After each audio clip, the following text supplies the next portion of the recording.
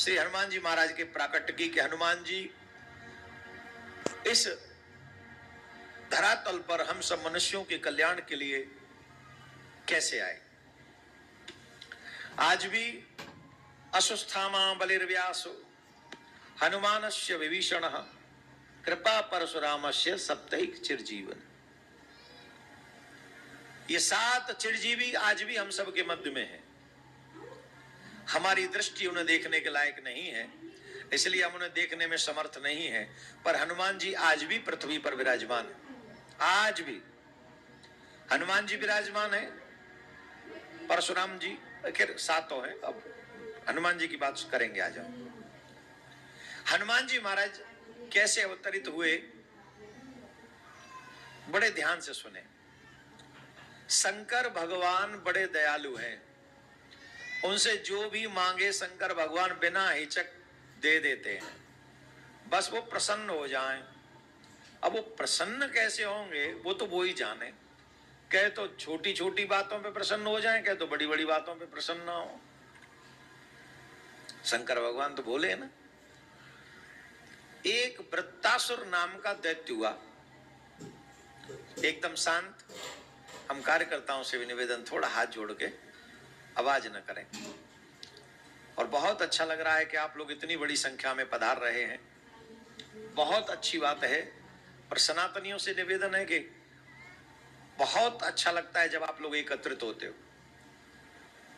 इतने बड़े पूरी आस्था पे जब बड़ी प्रशंसा हो रही, लोगों का फोन आ रहा है आप लोगों के लिए कि इतने लोग फ्री बैठे हैं, वहां बड़ी भीड़ आ रही है महाराज, बहुत प्रशंसा कर रहे, मजाक नहीं, सच्ची में। ये तो मैंने कह दिया आपसे, पर वो लोग तो कह रहे हैं कि वाह महाराज, लगता नहीं कि आप कनाडा में कथा कर रहे हैं। ऐसा लग रहा है जैसे वहां के लोगों ने माहौल बना रखा है कि आप भारत में ही किसी कोने पर कथा कर रहे हैं। हमारे भारत में भी 1-2 प्रदेश ऐसे हैं, उनको तुम कनाडा ही समझो। वहां हिंदी बिंदी ज्यादा नहीं समझते हैं वो लोग, वो तो वहां भी पब्लिक बहुत कम रहती है। उनसे ज्यादा आप लोगों की संख्या है यहाँ पर। आज कैमा दिन है? 4 दिन हो गए, 5 दिन और चाहिए, तभी तुम्हारी इज्जत बचेगी।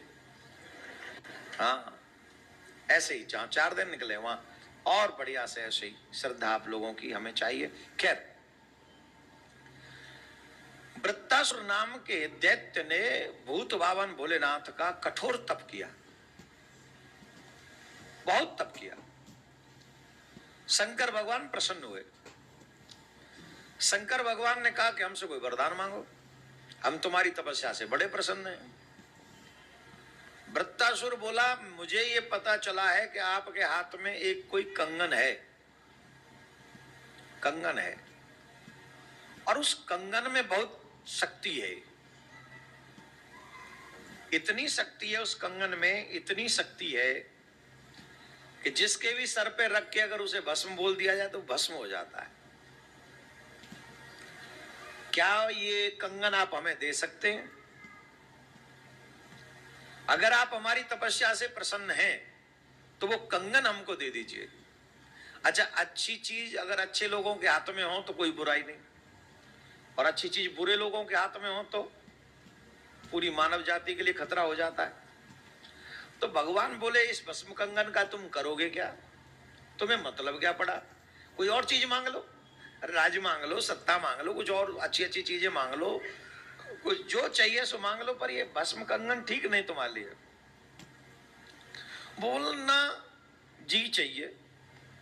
अब शंकर भगवान के पास कोई और ऑप्शन था भी नहीं, तो शंकर भगवान ने वो भस्म कंगन उसको दे दिया, ये ले। अब भस्म कंगन जब उसको मिल गया तो उसने पूछा, बोले बाबा हमको एक बात बताओ, ये कहां कहां प्रभावी होगा? भाई कोई जगह ऐसी तो नहीं है जहां ये अपना असर ना दिखाए, ये कहां कहां असर दिखाएगा? शंकर भगवान बोले हर जगह अपना असर दिखाएगा। बोले देवताओं पे भी? बोले हाँ, पूरा देवताओं पे भी पूरा असर दिखाएगा। बोले ब्रह्मा जी पे भी? हाँ हाँ, ब्रह्मा जी भी तो देवता ही है, उन पे भी असर दिखाएगा। और नारायण भगवान पे? शंकर भगवान बोले सूदी सूदी पूछ ले मुंह पे होगो कि ना है। हाँ मैं यही आ तो वहीं रहा था, कृपा करके बताओ इसका असर आप पे होगा कि नहीं। कहीं ऐसा तो नहीं मैंने आपसे लिया है इसलिए ठंडा पड़ जाए। शंकर भगवान बोले तुम जिसके भी सर पे रख के इस कंगन को भस्म बोल दोगे वो भस्म हो जाएगा। इसका नाम ही है भस्म कंगन।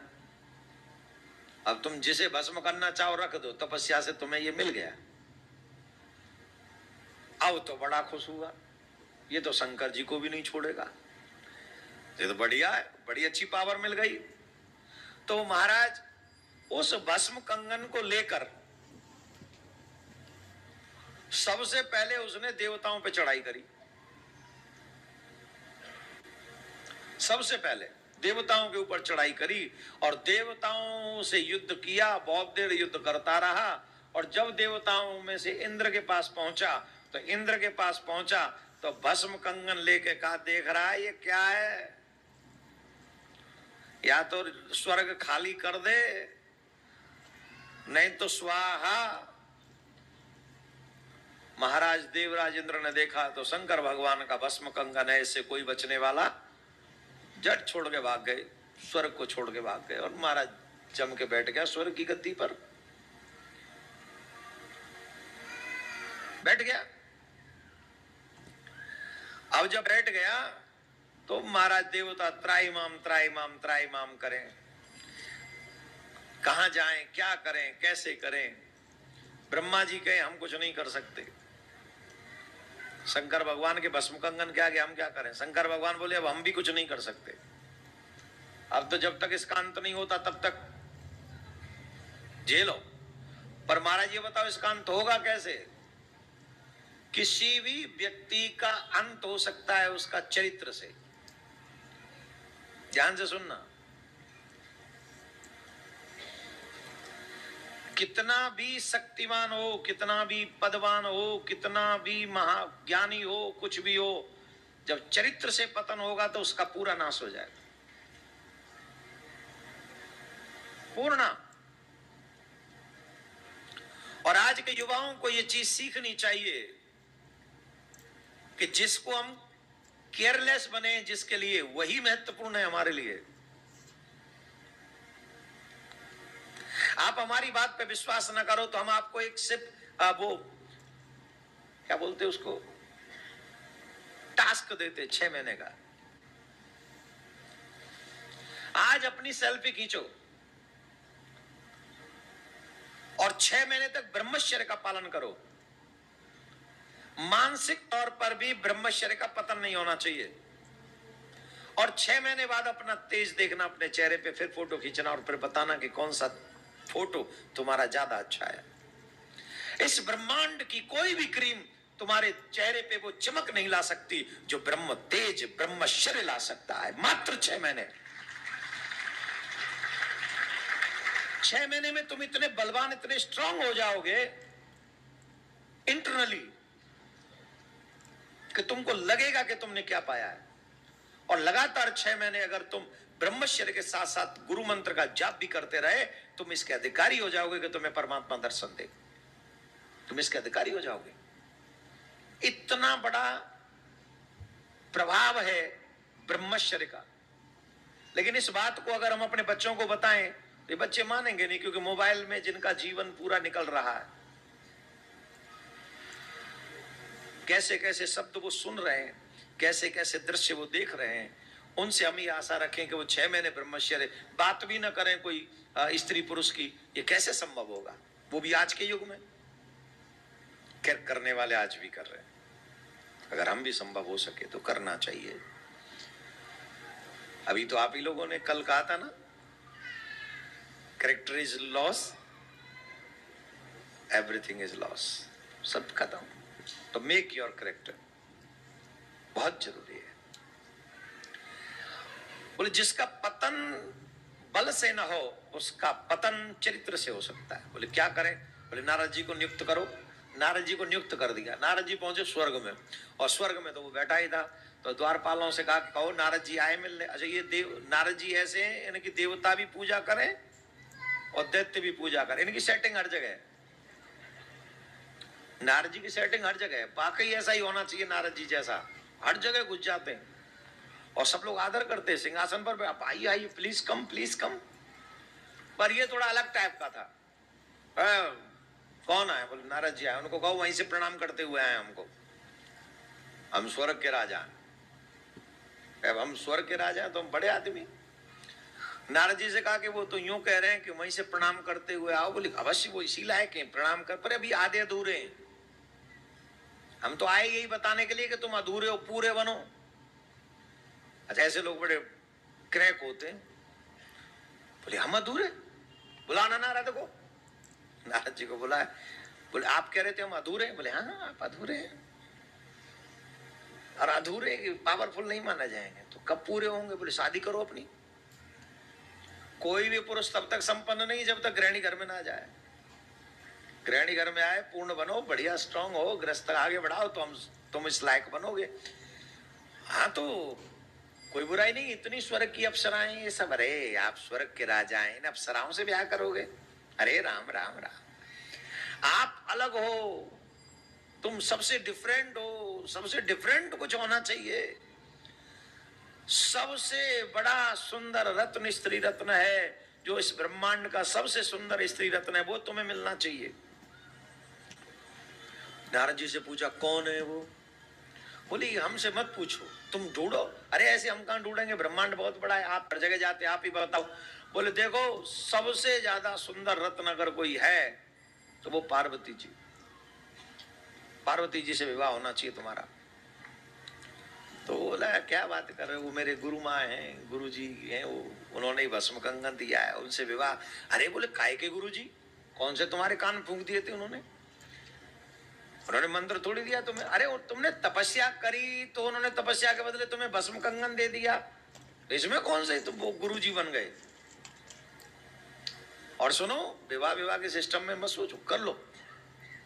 अच्छा ऐसे लोग थोड़े मोटी बुद्धि के और होते हैं, उतनी समझते हैं जितने की समझा दी जाए। वो समझ गया कि हाँ पार्वती जी से विवाह करना चाहिए। तो बोले कैसे होगा? अरे कैसे क्या होगा? बोले आप जाके बात करो। बोले ना मैं, अरे तुम डायरेक्ट बात करो। हाँ बोले बात सही है। तो तुरंत गया कैलाश पर्वत पे। कौन गया? अब वो भस्मासुर हो चुका है, भस्म कंगन आ गया ना, अब वृत्तासुर नहीं रहा, भस्मासुर हो गया। आपके भी कॉलोनी में अगर कोई ऐसा आदमी रहता हो जो सबको तंगई करता रहता हो तो गाली मत दिया करो उसे, सिर्फ भस्मासुर कह दिया कर। उसका काम ही है सबको दुख देना, वो सुख दे ही नहीं सकता किसी को। तो जब भी कहो कहां जा रहे हो? बोले भस्मासुर गए। अरे क्यों परेशान हो रहे? बोले भस्मासुर की वजह से। अरे किसकी आवाज आ रही है? मैंने कुछ नहीं कहा, कहो। और मैं गारंटी से कह रहा हूं तुम लोग कहीं ना कहीं किसी न किसी एक भस्मासुर से दुखी हो। यहां सब दुखी होंगे एक एक भस्मासुर से। और घबराना नहीं, कोई तो तुमसे भी दुखी होगा। राधे राधे बोलना पड़ेगा, सही है कि नहीं? कितनों के लिए तो हम ही भस्मासुर हैं। क्यों नहीं है? जब हम सनातन धर्म की बात करते हैं तो कितने लोगों को तो हम ही को लगता है कि यही आदमी भस्मासुर है, सबसे बोल रहा है, ये फालतू बोलता है। नहीं, सनातनी थोड़ी कहते होंगे, अलग टाइप के लोग बहुत हैं संसार में। चलो खैर, सीधा भस्मासुर कैलाश पर्वत पे पहुंचा। शंकर भगवान को कहा भगवान हम आपको नमन करते। अरे प्रसन्न रहो, खुश रहो, आनंद करो, बताओ कैसी शक्ति चल रही है, सही चल रही है? बोले चकाचक, कोई नहीं टिक रहा है, बड़ी कृपा है आपकी। अरे वाह, खुश रहो, ध्यान रखना सबका। बोला हाँ पूरा। पर हमको एक बात बताओ, ये भस्म क्यों रमाते हो? मेरा छाला क्यों पहनते हो? अरे बोले हम लोग बैरागी लोग हैं, हमें क्या मतलब?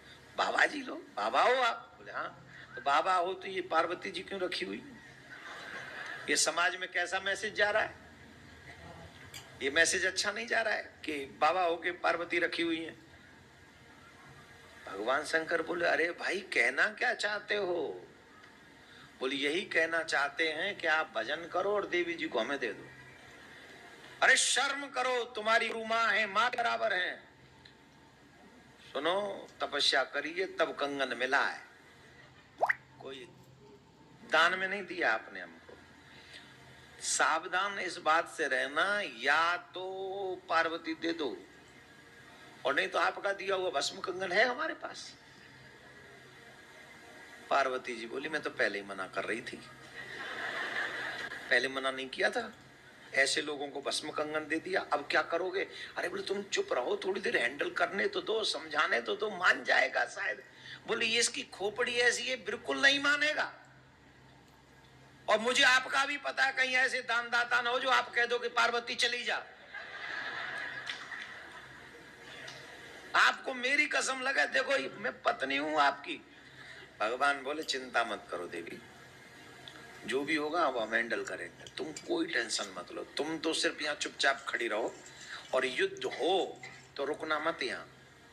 अब हम तो युद्ध करेंगे, पर युद्ध हो तो फिर ज्यादा देर मत रुकना, तुम निकल लेना, हम जब तक इसको रोकेंगे, क्योंकि भस्म कंगन चलाएगा हम पे भी ये, जब नहीं मानेगा तो चलाएगा, तो तुम निकल जाना। बोल ठीक है। मेरे प्यारे, भूत बावन भोलेनाथ ने बहुत समझाया, लेकिन ऐसे लोग कभी समझते हैं? नहीं समझा। भगवान ने युद्ध प्रारंभ किया और कहा पार्वती तुम जाओ। अरे पार्वती नहीं जाओ। भस्मासुर ने लड़ने के लिए तैयार हो गया और मां पार्वती वहां से अदृश्य हो गई। शंकर भगवान बहुत देर लड़ते रहे, और जब शंकर भगवान युद्ध करते रहे तो उसको लगा कहीं ऐसा ना हो पार्वती बहुत दूर चली जाए, तो उसने भस्म कंगन लिया शंकर भगवान के ऊपर रखने के लिए, तो भगवान भी अदृश्य हो गए। शायद स्वर्ग गए होंगे, देवताओं के पास गए होंगे, स्वर्ग में भागे, देवता मिले, फिर भस्म कंगन दिखाया, देवता भी भाग गए। स्वर्ग में तो थे ही नहीं, देवता छुपे बैठे थे, जैसे तैसे मिले फिर भागे। फिर ब्रह्मलोक में चले गए। ब्रह्मा जी ने कहा बेटा ये ठीक नहीं। बोले युद्ध करो, युद्ध करो, ये रहा भस्म कंगन। ब्रह्मा जी के हम बूढ़े से क्यों युद्ध कर रहे हो? हमको युद्ध करने के लिए वेद मंत्र सुनो हमसे। तो बोले कुछ नहीं, युद्ध करो। ब्रह्मा जी बोले तू जा यहां से, हमें युद्ध नहीं करना। अब ब्रह्मा जी भी चले गए। पार्वती जी दौड़ी दौड़ी पहुंची नारायण भगवान के पास। बोले प्रभु आज रक्षा करो हमारी, दुष्ट पीछे पड़ गया। बोले क्या हो गया? बोले वो भस्मासुर। बोले अच्छा शंकर भगवान का वरदान? बोले हाँ वही शंकर भगवान का वरदान पीछे पड़ गया अब हमारे, आपके भोलेनाथ का देखो ये। बोले आप चिंता नहीं करिए, आप हमारी माँ हैं, आप शांति से बैठ जाइए, छुप जाइए, हम इस वरदान को हम देख लें। पार्वती माँ छिप गई। पीछे पीछे शंकर भगवान आए, नारायण नारायण नारायण नारायण नारायण नारायण, रक्षा करो रक्षा करो, पार्वती की रक्षा करो, पार्वती की रक्षा करो, हमारी रक्षा करो। भगवान नारायण ने कहा चिंता मत करो, सबकी रक्षा अपने आप ही करते हो। अरे पार्वती के पीछे हमारा वो भस्मासुर पड़ गया है, वो कह रहा है विवाह करेगा। हाँ बोले आप वरदान देते रहो, वो पता नहीं क्या क्या करेगा। फिर ऐसे वरदान देते हैं ये लोग, वरदान के लायक हैं? कुछ भी पकड़ा देते हो इनको, वरदान देते हो, दिन में मरो न रात में मरो न घर में मरो न बाहर मरो। हैं रावण को वरदान दे दिया, मानव बानर मनुष्य जात दो बारे, दो को छोड़ दो कोई मार ही नहीं सकेगा, उसने काल को पार्टी से बांध रखा है। अरे अब शिकायत मत करो, पहले तो इसको देखो। बोले आप छुप जाओ। पार्वती कहाँ है? बोले मेरे पास आ गई हैं, आप चिंता नहीं कीजिए, वो छुपी हैं वो भी, आप भी छुप जाओ, मैं देखता हूं। शंकर भगवान को भी छिपा दिया, मां पार्वती जी को भी छिपा दिया, और बहुत सुंदर लीला यहां पर नारायण भगवान ने कर दी। क्या लीला करी नारायण भगवान ने? नारायण भगवान तुरंत पार्वती बन गए। क्या बन गए? इतनी सुंदर पार्वती बने, इतनी सुंदर पार्वती बने, इतनी सुंदर पार्वती बने, मतलब बनी गई। बहुत सुंदर, बहुत सुंदर। और बने कैसे? एकदम गोरा रंग, एकदम गोरा रंग, और लंबे लंबे घने घने बाल, बाल कितने घने महाराज, कमर तक आ रहे थे, कमर के नीचे तक, एकदम काली नागिन जैसे बाल। आजकल तो माताएं बहन उतने बाल बढ़ने नहीं देती, वो पहले से वो कैंची उस तरह चलवा चलबू के पता नहीं उनका पूरा सेटिंग कर लेती हैं। चलो भगवान तुम जैसा तुम्हारा मन हो वो अपने हिसाब से रखो, वजन कितना रखना है वो तो तुम जानो, तुम्हारा काम जाने, ये भी तो वजन ही है मूड पे। वैसे भी प्रकृति ने बाल आजकल कम ही कर दिए, पहले जैसे बाल थोड़ी होते अब। चलो बड़े एकदम नागिन जैसे नैना, आहा, अब भगवान के नैना हैं तो कैसे होंगे कल्पना करो। और चल भी रहे ठमक ठमक के, ठुमक ठुमक के, ठुमक ठुमक के एकदम। और वो वृत्तासुर चिल्ला रहा था वन वन में, पार्वती पार्वती पार्वती। और ये बन गए पार्वती, तो पता ही है क्या करे, वृत्तासुर वृत्तासुर वृत्तासुर। इनसे अच्छी लीला कोई नहीं कर सकता। क्या गजब का नाटक करना, कोई इनसे सीखे, गजब का नाटक। वो चिल्ला रहा है पार्वती कहाँ हो, पार्वती कहाँ हो, और ये चिल्ला रहे हैं वृत्तासुर, माय डियर वृत्तासुर कहाँ हो, where are you, where are you. Parvati, अच्छा पार्वती जी को पहले भी देखा था और अब फिर देख लिया, तो अब और देख लिया तो और एक्स्ट्रा। पार्वती तुम कहाँ थी, वृत्तासुर तुम कहाँ थी। वो इतना मीठा बोले कि पूछो ही नहीं,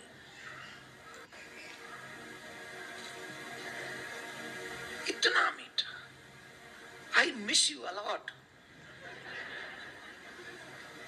बहुत मिस कर रही, कहाँ थे। अरे कुछ नहीं पूछो, हम तो तुम्ही को ढूंढ रहे थे। अरे बोले मैं भी आप ही को ढूंढ रही थी तब से। लो तो क्या उस बोले के साथ में रहती हो, जटा बढ़ा रखी है, भस्म लगा रखी है, सांप सूप लटका के रखते, क्या है। अरे बोले करें क्या, हम भी परेशान। अब माँ बाप ने विवाह कर दिया, करें क्या, रहना पड़ेगा।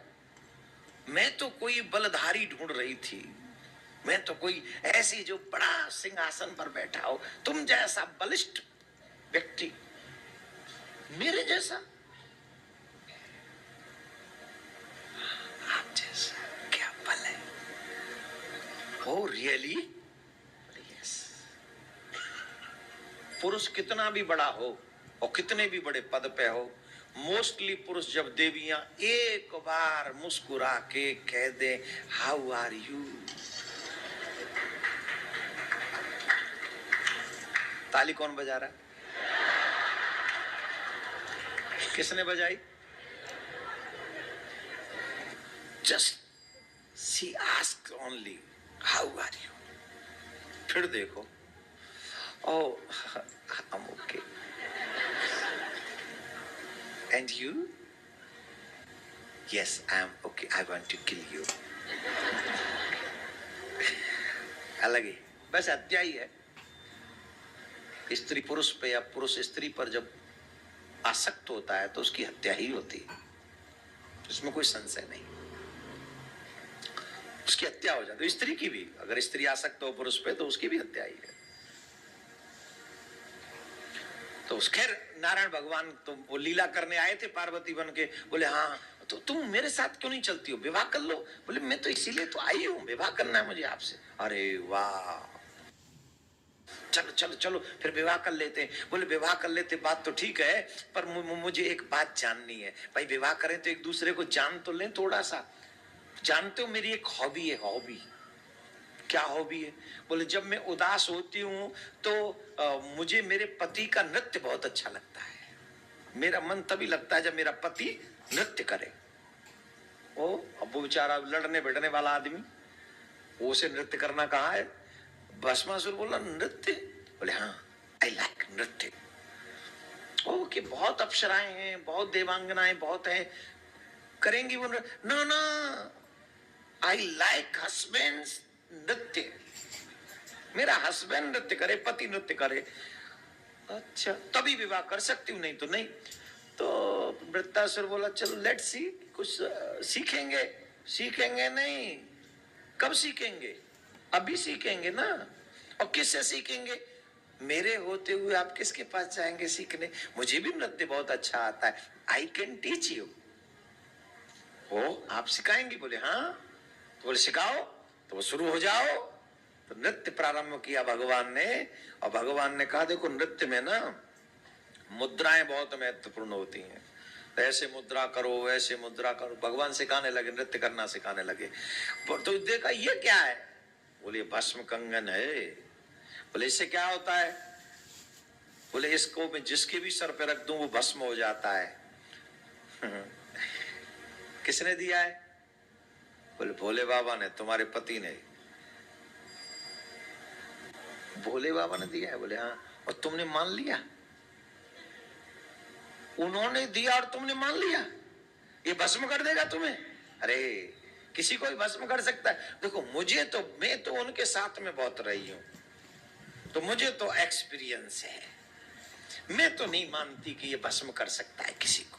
अरे अच्छा, बोले तुम विश्वास नहीं ना, तुम इसको थोड़े अपने ऊपर ले जाओ,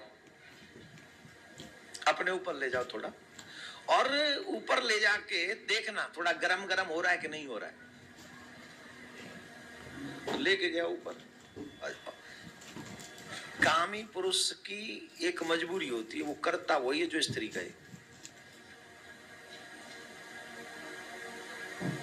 माँ के कहने से रोटी नहीं खाता टाइम पे, और जिससे वो जिस पे आ सकते, अगर वो कहे कुत्ता बन तो कुत्ता ही बनता है, मुर्गा बन तो मुर्गा ही बनता है, और क्या बनता है? जो कह दे come here at midnight, 12 o'clock. How can I come? If you don't come now, then you see. और फिर चलेगा गाड़ी स्टार्ट करके, आया आया, जस्ट वेट। एक कामी पुरुष की मजबूरी है। कामी व्यक्ति वही करता है जो स्त्री चाहती है, और जो काम के बसीभूत स्त्रियां भी होती हैं वो वही करती हैं जो पुरुष चाहते हैं। यही काम की शक्ति है, यही शक्ति है। अब बताओ, हाथ में भस्म कंकन है, इस कथा को समझो। हाथ में भस्म कंकन है, शंकर ब्रह्मा देवता सब भाग रहे हैं, लेकिन जब नारायण पार्वती बनकर आए तो बेचारे की हालत देखो क्या हो रही है। नाच रहा है, नाच रहा है। ये काम की शक्ति। इस बात को ऐसे ही समझना कि व्यक्ति कितना बेबस होता है, काम के अधीन होता है तब। तो भगवान ने कहा थोड़ा करके देखो, कुछ नहीं होता। ऊपर किया, बोले हाँ नहीं कुछ बोले do you feel something hot? Nothing, कोई गर्म फील नहीं हो रहा है। नहीं हो रहा है, मैं पहले कह रही थी और नीचे करना। हाँ अब हो रहा है? बोले नहीं हो रहा है। मैं तो कह रही हूं पूरा ही धल लो सर पे, कुछ नहीं होगा। भोले भंडारी हैं वो, मैं तो रग रग से वाकिफ हूं। रखो, रख लिया। बोले एक बार भस्म और कह दो, कुछ नहीं होना।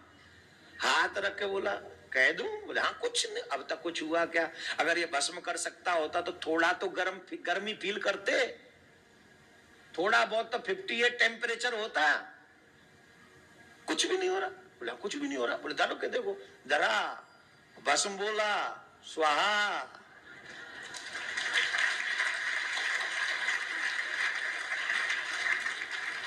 अब बताइए वृत्तासुर का पतन कब हुआ?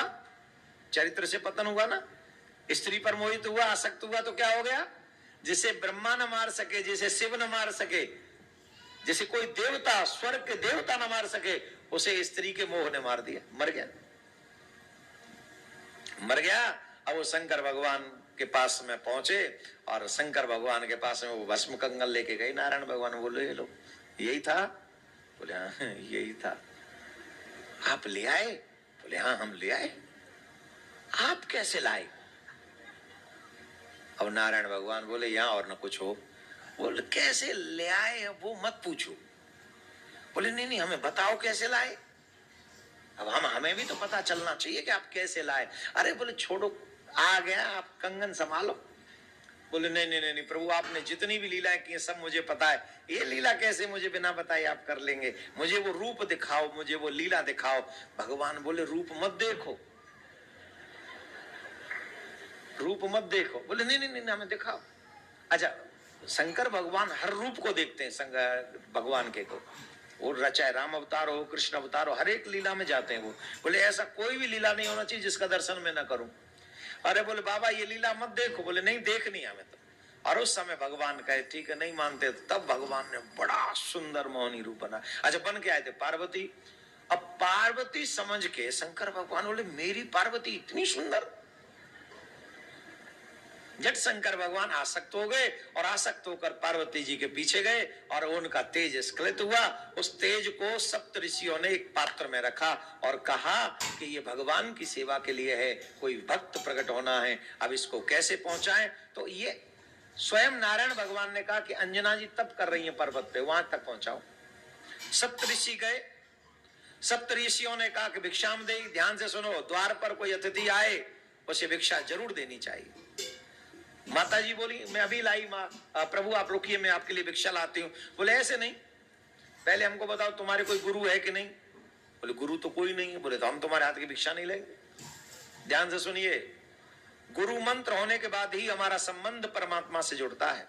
संसार से तमाम संबंध हमारे शरीर के हैं, पर आत्मा का संबंध ही परमात्मा से होता है, जो गुरुदेव के द्वारा ही स्थापित होता है। इसलिए शास्त्र तो यहां तक कहते हैं जिसका कोई गुरु ना हो उसके हाथ से कभी जल भी नहीं पीना चाहिए,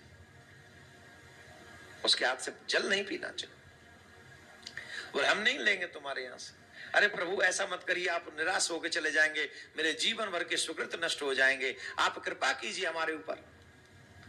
बोले ठीक है तो आप ही दीक्षा दे दीजिए। तो दीक्षा देने के माध्यम से, बहाने से पवन देव को बुलाया। किनको बुलाया? तेज किसका है? शंकर भगवान का, शिव का। और गर्भ स्थान तक पहुंचाने की जिम्मेदारी किसकी है? पवन देव की, कर्ण के द्वारा। तो जैसे ही मंत्र देने के लिए कर्ण प्रयोग किया तो पवन देव से उनका आह्वान किया और तेजी से, वो तो तेज था, वो अंजना जी मां के गर्भ तक पहुंचा दिया पवन देव ने। और उनको पता चल गया कि कुछ ऐसा हुआ है, तो उन्होंने कहा कौन ऐसा व्यक्ति है जिसने मेरे तप को नष्ट किया है, मेरा पतिव्रत धर्म नष्ट किया है, जिसने भी किया मेरे सामने आ जाओ, नहीं तो मैं साप दे के उसे नष्ट कर दूंगी।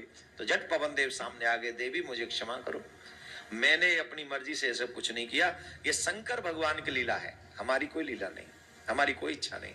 स्वयं शिव चाहते हैं कि आपके गर्भ से एक राम भक्त प्रकट हो। पर मैं कुंवारी हूं, मेरा कोई विवाह नहीं हुआ है, अगर कुंवारी के संतान होगी तो लोग मेरा उपहास करेंगे, लोग मेरा मजाक उड़ाएंगे। तब श्री पवन देव जी कहते हैं देवी आप ऐसा क्यों कहती हैं, आपके गर्भ से तो भगवान का परम भक्त प्रकट होगा जो पूरे विश्व का संकट हरण करेगा, पूरे विश्व को भी वो यश प्रदान कर देगा जो उनकी सेवा और पूजा करेगा। आपको ऐसा नहीं सोचना चाहिए। तब उनका विवाह किससे किया गया? केसरी जी से विवाह किया गया। उसके बाद श्री हनुमान जी महाराज का प्राकट्य हुआ। शंकर सुवन केसरी तेज प्रताप महाजगवन, पवन तनय संकट हरण मंगल मूर्ति रूप, राम लखन सीता सहित हृदय